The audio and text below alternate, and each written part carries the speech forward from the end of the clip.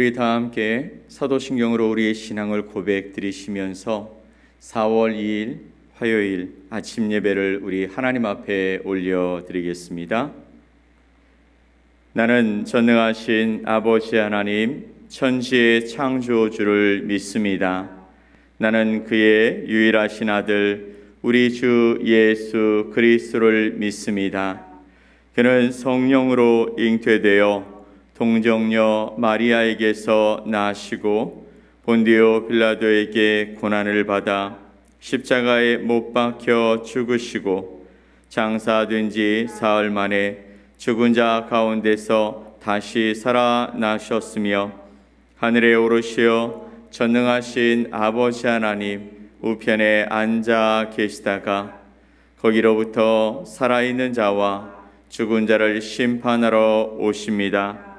나는 성령을 믿으며 거룩한 공교회와 성도의 교제와 죄를 용서받는 것과 몸의 부활과 영생을 믿습니다.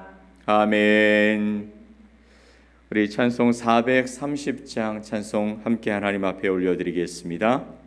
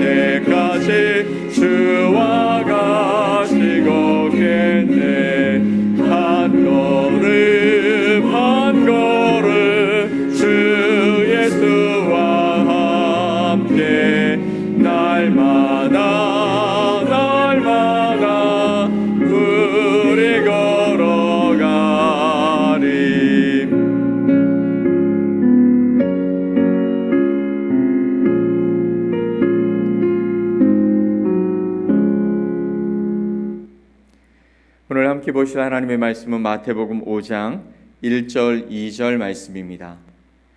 마태복음 5장 1절과 2절 말씀을 우리 함께 합독해서 말씀을 보겠습니다.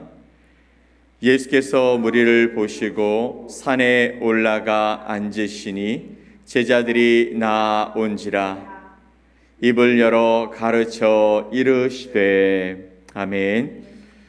오늘 마태복음 5장 1절과 2절 말씀을 통해서 새로운 가치를 붙잡고 살라라는 제목으로 여러분과 함께 하나님의 말씀을 나누겠습니다. 신약 성경은 예수님의 생애 또 예수님의 그 출생과 성장 그리고 공생애 가운데 행하신 일들 그리고 많은 기적들, 하신 말씀들, 또 고난과 죽음과 부활에 관해서 많은 부분을 할애해서 우리에게 소개하고 있습니다. 우리가 아는 대로 마태, 마가, 누가, 요한이 쓴 복음서가 바로 그런 것인데요. 그러면 왜 같은 이야기, 같은 사건, 같은 상황들을 4개의 복음서를 통해서 우리에게 전해주고 있느냐 하는 것입니다.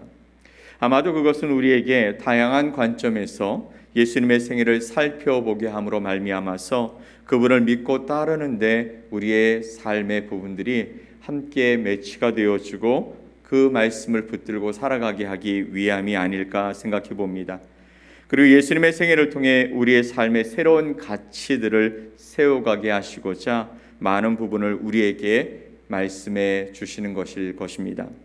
오늘 우리가 살필 마태복음 5장 그리고 6장 7장의 말씀은 우리가 잘 아는 대로 산상설교 혹은 산상수훈으로 알려진 말씀입니다. 주로 우리가 기억하기 좋은 주제로 팔복으로 알려져 있는 말씀이 이 가운데 기록되어 있습니다. 그 가운데 오늘 1절과 2절 말씀은 그 서론적이고 또 배경적인 말씀을 우리에게 소개하고 있는 것입니다. 우리 다시 한번 이 말씀을 읽어볼까요? 예수께서 무리를 보시고 산에 올라가 앉으시니 제자들이 나온지라 입을 열어 가르쳐 이르시되 아멘. 5장 전까지 예수님의 사역은 크게 일어났습니다. 그렇지만 사역의 내용은 단편적인 말씀, 교훈을 포함한 병고침의 사역이 대부분이었죠. 그래서 많은 이들이 예수님을 따라다녔습니다. 그 이유는 뭐냐면 좋은 말씀, 그리고 더불어 병자들이 병 고쳐짐을 보는 구경거리였죠. 하지만 이제 예수님은 그들에게 하나님의 나라에 관해서 가르치시기 시작하셨습니다. 예수님이 처음 등장하시면서 많은 사람들에게 이렇게 말씀하셨죠. 회개하라, 천국이 가까웠느니라 라고 말씀하십니다. 예수님이 이 땅에 오신 목적을 가장 잘 설명하는 말씀이죠. 회개해서 주님께로 돌아오고 바뀌어라라는 것이죠. 그리고 하나님의 나라를 살아가라라는 것입니다. 본문의 말씀을 보면 예수님이 제자들을 가르치셨다라고 말씀하고 있죠. 그런데 여기서 이 제자들은 12명의 제자가 아닌 상당 기간 동안 예수님을 따라다녔던 무리들이 그날도 예수님 곁에 함께 있었던 것입니다. 또한 그들을 가르치신 곳이 어디냐면 바로 산 위라고 말씀하십니다. 산에 올라가 앉으시니 제자들이 나온지라 입을 열어 가르쳐 이르시되. 이 말씀은 구약에서 우리가 생각나는 말씀이 있죠. 모세가 시내산에 올라갔다가 내려와서 백성들을 하나님의 말씀으로 가르치신 사건이 생각납니다. 예수님의 메시지는 율법의 완성으로서의 복음이었고요. 또 예수님께서는 모세보다 위대한 새로운 모세의 실체로 드러나신 것입니다. 그렇다면 예수님의 무리들을 가르치신 내용은 도대체 어떤 특징을 가지고 있을까요? 마가복음 1장 22절 말씀을 보면 이렇게 기록하고 있습니다. 무사람이 그의 교훈에 놀라니 이는 그가 가르치시는 것이 권위 있는 자와 같고 서기관들과 같이 아니함일러라. 아멘. 무사람이 그의 교훈에 놀랍니다. 이는 그가 가르치시는 것이 권위 있는 자와 서기관들과 같지 않았다. 한마디로 달랐다는 것이죠. 그것은 특별한 메시지였다라는 것입니다. 파격적인 말씀이었다라는 것입니다. 지금껏 그들이 살아오면서 하나님의 말씀을 수없이 들었을 겁니다. 어려서부터 회당에서 그리고 성전에서 말씀을 듣고 그 말씀을 지키는 삶을 살아왔습니다. 하지만 예수님의 말씀을 들으면서 그들은 지금껏 자신들이 무엇을 듣고 무엇을 지키며 살아온 것인지 당황스러웠다라는 것이죠. 그건 충격 그 자체였다라는 것입니다. 말씀의 전문가들인 서기관들조차 예수님처럼 해석하고 행하라고 가르치신 자들이 없었다라는 것이죠. 5장 초반부에 나오는 팔복에 관한 말씀, 이 팔복의 가르침의 핵심은 다른 가치를 얘기하는 것입니다. 즉 하나님의 나라의 복음의 시작점을 이야기하는 것이죠. 너희가 생각하는 하나님의 나라는 이런 것이냐? 그러나 내가 말하는 하나님의 나라는 이런 것이다 라고 말씀하시면서 다른 가치, 하나님의 나라는 이런 것이다 라고 말씀하시는 것입니다. 왜 이렇게밖에 말할 수 없는가 하면 예수님이 이런 자가 복이 있다 말씀하시는 것들은 세상의 관점에서 바라보면 그것은 복이 될 수 없는 말씀이기 때문이었습니다. 전혀 복이 아닌 말씀을 예수님은 복이 있다라고 말씀하고 계시기 때문입니다. 그런데요, 세상 사람들은 그렇게 생각하겠지만 예수님을 주님으로, 예수님을 주인으로 모신 사람들에게는 그것이 진정한 복이 되기 때문에 다른 가치, 하나님의 나라의 시작이 바로 예수님의 말씀 속에서 등장하는 것이죠. 이렇게 다른 결과를 가져오게 된 원인이 무엇일까요? 그것은 바로 무엇으로 세상을 바라보며 살아가느냐라는 것입니다. 우리는 나름대로의 가치관을 다 가지고 살아갑니다. 가정의 배경 속에서, 살아온 환경 속에서, 그리고 그가 중요하게 생각하는 것이 무엇인지에 따라서 그의 생각에 따라 세상을 바라보는 관점이 생겨지는 것이죠. 그런데 세상이 보는 관점과 예수님이 말씀하시는 관점은 분명히 달랐습니다. 하나님이 또 예수님이 세상을 창조하시고 그 가운데 주신 하나님의 가치가 있었는데 그것이 많이 훼손되어지고 타락함으로 말미암아, 죄가 세상에 들어옴으로 말미암아 그 가치가 훼손되었다라는 것이죠. 그래서 예수님은 다시 이 땅에 오셔서 말씀하시는 것입니다. 너희가 생각하는 하나님의 나라는 이런 것이겠지. 그렇지만 내가 말하는 가치는 다른 것이다 라는 것이죠. 예수님은 우리에게 구별된 삶과 태도를 요청하십니다. 너희가 세상 가운데 구별된 삶과 태도를 가지고 살았으면 좋겠다. 그 기준이 무엇이냐면 하나님의 말씀이신 것이죠. 그런데 우리의 의심만으로 우리의 삶, 태도가 바뀔까요? 바뀔 수 없습니다. 우리의 삶을 송두리째 흔들 만한 커다란 사건이 발생하지 않는다면 우리는 매 순간 늘 우리의 자리를 맴돌다가 인생을 마치게 될 것입니다. 그러므로 여러분, 삶이 바뀌려면 삶의 주인이 완전히 바뀌어야 하는 것이죠. 주인이 바뀌면 그 삶이 송두리째 바뀌게 되죠. 생각해 보면 여러분, 음식점의 주인이 바뀌면 메뉴가 달라지고요, 서비스가 달라지고요, 그리고 그 맛이 달라지고 대상이 달라지기도 합니다. 주인이 바뀌어야 완전히 바뀔 수 있는 것이죠. 우리의 삶에, 우리의 생각과 우리의 태도가 바뀌려면 우리의 삶의 주인이 바뀌어야 하는 것이죠. 우리의 새로운 주인 되신 예수 그리스도께서 내 안에 내주하심으로, 나와 함께 하심으로, 또 성령께서 내 삶의 길을 생명의 빛으로 인도하시고 나를 예수님이 닮아가도록 새롭게 빚으실 때에 우리의 행동도, 우리의 의식과 삶도, 우리의 언어도 변화될 수 있는 줄 믿습니다.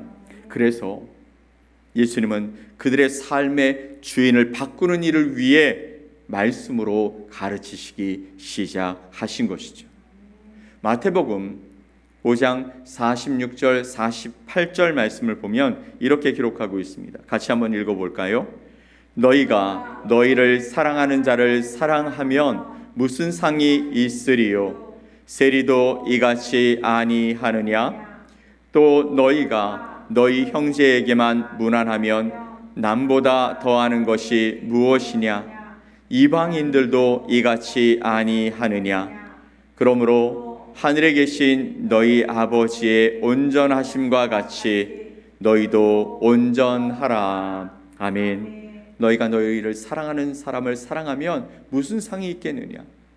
또 너희가 너희 형제에게만 무난하면 남들보다 더하는 것이 무엇이냐? 이것은 하나님을 믿지 않는 이방 사람들도 다 같이 하는 것 아니냐? 그러므로 하늘에 계신 너희 아버지의 온전하심 같이 너희도 온전하라라고 말씀하시는 것이죠. 세상의 방법들이 있습니다. 세상의 가치들이 있습니다. 그것들을 따라 살아가는 삶이 되지 말라고 말씀하시는 것이죠. 대신에 하나님의 온전하심처럼 그렇게 다르게 살아가라라고 말씀하시고 계시는 것이죠. 사랑하는 성도 여러분, 여러분은 세상 나라와 하나님의 나라 중 어느 나라에 더 가깝게 살아가고 계십니까? 또 어떻게 생각하고 어떻게 행동하고 계십니까? 그리고 여러분이 생각하는 복은 하나님의 복과 어떻게 다르다고 생각하십니까? 우리 주님은 그 무리들 제자들을 향해서 이제 가르치십니다. 새로운 가치로 너희들의 삶을 바꿔라. 너희 주인을 바꿔라. 너희의 생각을 바꾸며 살아가라고 말씀하십니다. 이제 내일부터 예수님이 말씀하시는 8가지의 복에 관한 말씀을 함께 나누게 될 것입니다. 이때에, 이 말씀을 들을 때에 우리의 생각과 우리의 미래가 온전히 바뀌어가는 은혜가 있었으면 좋겠습니다. 하나님의 말씀이 우리를 변화시키고 우리의 주인이 바뀜으로 말미암아 내가 생각했던 그 삶이 아니라 그 방향이 아니라 이제 하나님이 말씀하시는 그 방향을 따라 하나님이 우리에게 안겨주시는 생명의 말씀을 따라 우리의 삶을 그 안에서 살아가는 그 말씀의 길들을 쫓아가는 하나님의 거룩한 백성들이 되어지시기를 예수 그리스도의 이름으로 간절히 축복합니다. 아멘. 우리 함께 기도합시다. 하나님 아버지 감사합니다. 오늘도 새벽을 깨우시고 또 이 아침에 하나님 앞에 나와 우리의 삶을 드리며 하나님 앞에 예배함으로 하나님 앞에 간구함으로 오늘 하루를 주님과 함께 동행하기를 간절히 소망하는 자들이 이 자리에 모였습니다. 주여 우리를 붙잡아 주시고 인도하여 주시고 세상의 생각과 가치를 따라 그 이익을 따라 우리의 삶을 변화시키는 자들이 아니라 하나님의 말씀을 붙들고 하나님이 우리에게 주신 그 사랑을 나누며 살아가는 아름다운 주의 백성들이 되게 하여 주시옵소서.